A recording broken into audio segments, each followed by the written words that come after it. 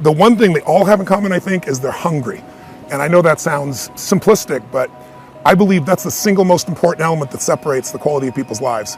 It's not just the ability to have hunger, but to sustain it. Hunger means that you want more. You want more of yourself. You want to make a bigger difference. You want to be a better parent. You want to do something more than there is today, and that you don't get satisfied. Most people start out with hunger at an early stage of life and they lose it. But the people that come to me are hungry either because something's happened, they've had a birthday with a 0 on it, they've gone through a divorce, they're starting a business and they know I've got to have a different level, or they're the best in the world and they're always looking for that edge that makes the difference. I think everybody is born with hunger. Like, there's a desire to grow, to expand, to learn, and then disappointment sets in early in life for most people.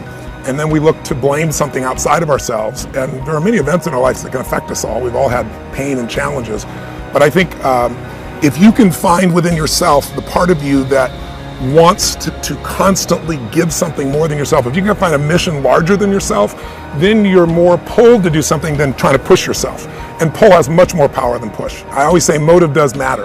That if your motive is to serve something greater, there is an energy that comes up inside of you. So I feed 2 million people a year because somebody fed my family when I was 11 years old, and now this year we're feeding 4 million. I want to do more in that area. And every business I'm in, that drive just doesn't go away.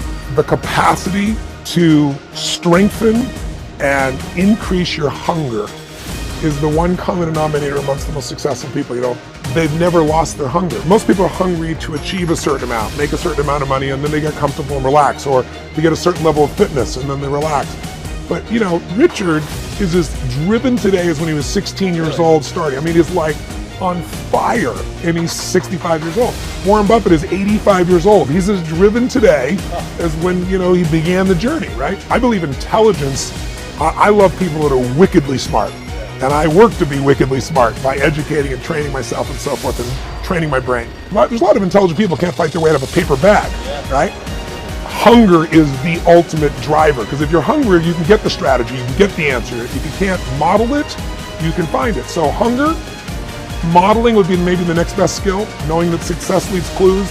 The best way is get around where it's better and things will hit you. Who you spend time with is who you become.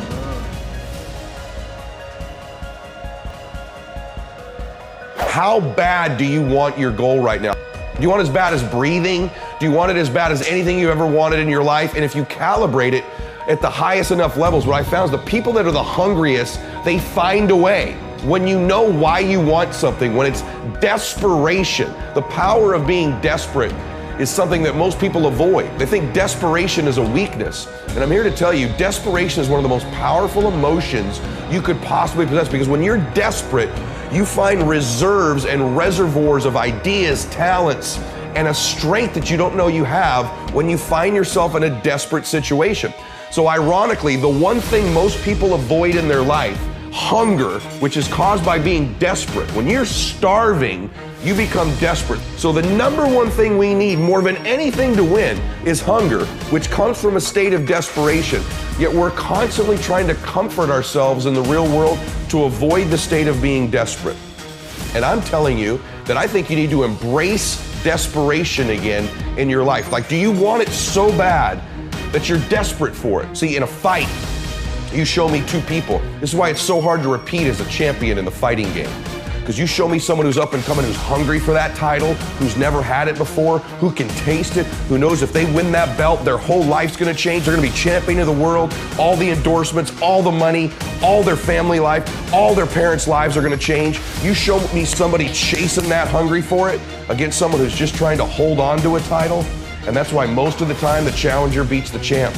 It's hard to repeat as a champion because the hunger goes down just a little bit. The greatest athletes, the Kobes, the Bradys, the Jordans of sports, have a way of feeding their hunger all the time and increasing it. What separates them isn't just their work ethic, isn't just their talent, although those things matter, isn't just they practice more. What separates them is they're just hungrier. They somehow find a way as they climb up the ranks and win championships to get even hungrier for more, where 99% of the athletes lose just a little bit of their edge once they get that first championship, that first pro contract, that first big amount of money, that first world championship. They just lose their hunger a little bit.